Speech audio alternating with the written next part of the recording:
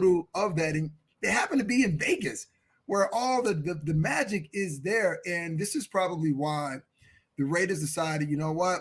They probably wanted Bo Nix. But then when the Broncos took him, they said, you know what? What's the next guy One pick ahead of them, by the way, on our board? And it was Brock Bowers, who I thought he was even though he went to Georgia, a hell of a tight end. So you take Brock, who can threaten you down the middle, you can flex him out. He's a matchup nightmare, and you mix Jacoby Myers with Devontae Adams and quality quarterback play. You have a chance, and that's all you want. You just want an opportunity to say you can win games. And believe it or not, Ryan, obviously, you know I'm not a Raiders fan. Yes, I know. The Raiders can actually shock a lot of people because, once again, Gardner Minshew has shown as though he can win games in this league, and all you're asking for is a competent quarterback that can deliver the ball on time and rhythm. And oh, by the way, you guys talked about Max Crosby. So if that defensive line can create pressure, they can turn the ball over, and the Raiders can surprise a lot of people. I realize that. I know I should be patient, but honestly, I've been patient for like 20 plus years. And the Raiders are in a bad spot, I think, because they're not great, but they're not totally horrible to the point where they will get like a high draft pick.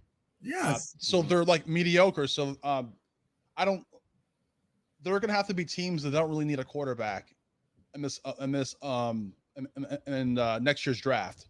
Listen, and if I can really quickly, let me circle back to something that, Alex brought up about Dak Prescott. So there's been this talk about, well, Jerry Jones and Dak and CD Lamb and all of that stuff.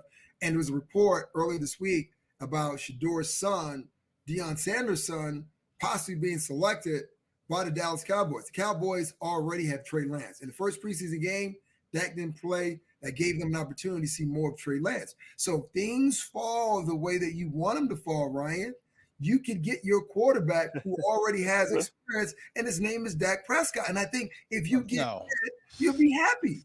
Listen, I don't want no. We did this earlier where it was 5 or 6 teams that were either going to draft a quarterback or maybe they go get Kirk Cousins. I throw Dak out there just because, there he is off in the distance. He could get $50-60 million a year from somebody on the open market. Hey, it could be Vegas. They just said goodbye to Derek Carr. They just said goodbye to Josh Jacobs, and they've got a little more money to play with. It is encouraging, though, when you move on from 2 of their offensive leaders, and I don't think the offense has taken that much of a hit. You started with Brock Bowers, and the synergy that I like with Luke Getsy, that despite it was puzzling at times, some of the play calls that Chicago had, their base offense, the 12 personnel, they're among one of the top teams that deployed 2 tight ends, and they spent high draft picks. Brock Bowers, 13th overall. And I don't want to forget Michael Mayer. Stand up for Notre Dame.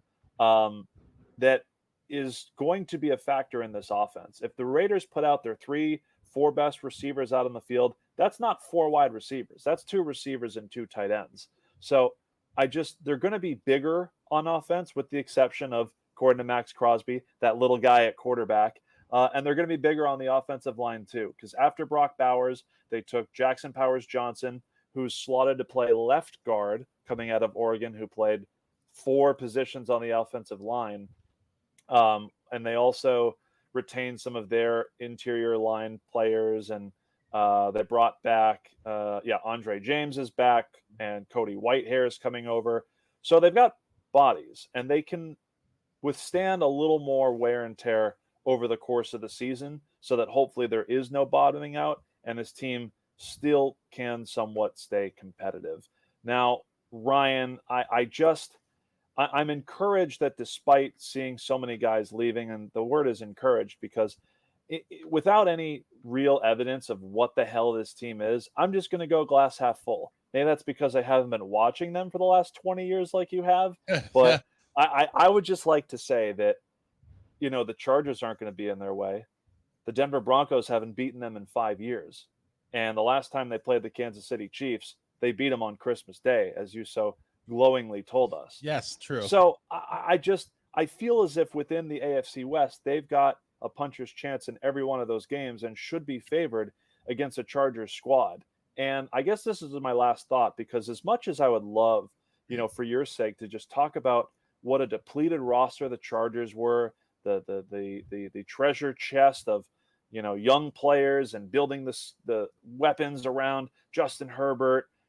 As much as I want to, talk bad about it, Tom Telesco, within like a week of being fired, was brought in to be the Raiders GM. And I'm just curious about the pairing with Antonio Pierce long term. I think it's kind of interesting from a philosophical standpoint. And at least the first check that I have was just going BPA, taking Brock Bowers as the best player available, rather than sacrificing all the draft picks to try to move up for one of those quarterbacks. So I guess if I like the offseason, the future long-term outlook with this Pierce and Telesco pairing, Ryan, what would you like to see from this team? Maybe Nick, you can chime in as well. Just kind of the overall direction. Is this really just keep the ship afloat? That the autumn wind, the Raiders are a pirate. Keep this ship afloat until they find a quarterback. I mean, what are some things you want to look for this season, even if it's not elite quarterback play? Oh, I know it can't get much worse when it comes to drafting players. You mentioned CeeDee Lamb. The Raiders could have drafted CeeDee Lamb. Instead, they drafted a guy named Henry Ruggs, who's in jail right now. So as long as they hit on the draft and their picks, are playing well, maybe Devontae Adams doesn't want to leave, and they keep it afloat, and then they can get a decent quarterback in the draft, and we'll see what happens. So I will be optimistic in that way. That's the only thing I have going for me. Well, I'll say this. Yes. Here's what I think that the Raiders are looking at. There's a model out there in the NFL, and if you can, I guess, get the pieces aligned and get everyone to play, you can become this team. And the team I'm talking about, San Francisco 49ers. Because when you think about how the Niners are built, they built getting after other teams, being fast on the first and second level of their defense, also running the ball and having a balanced attack, but also having a competent quarterback. Now, once again, I'm not saying that, Gardner Minshew needs to be Brock Purdy, because Brock Purdy, as we all know, was Mr. Irrelevant. No one really gave him a chance, but he had pieces around him. And when you look at what the Raiders have built, they have started to put pieces around their quarterback, because the idea is that, you know what?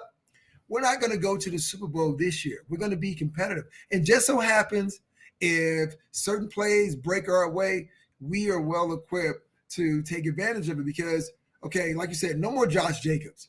So Zamir White is proven to be a decent running back. Yeah. You add Alexander Madison to the mix, who's shown as though he could be a physical back. He could be a change of pace back. You got Brock Bowers, Jacoby Myers, and Devontae Adams. So you have some pieces.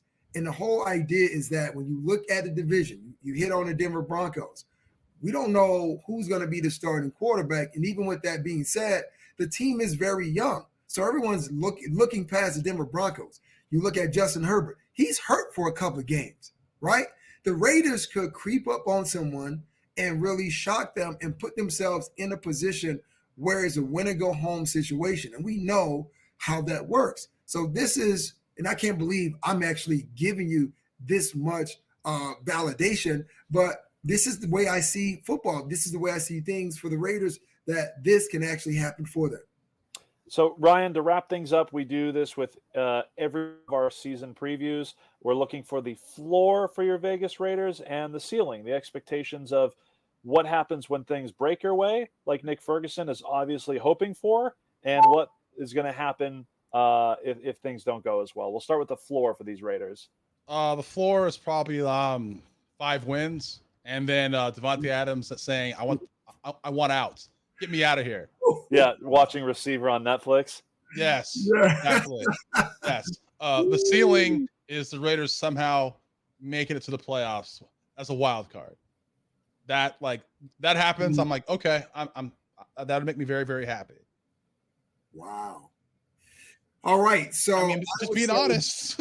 Listen, man, and again, I'm just saying, you've got a Week 18 matchup at home against the Chargers. It can be like 2021 all over again. So even beautiful. if you've got nothing to play for and they have everything to play for, you can at least play spoilers. That at least sounds exciting to me. Although it is kind of crazy. I have the schedule in front of me. They get Denver and Kansas City weeks 12 and 13, respectively.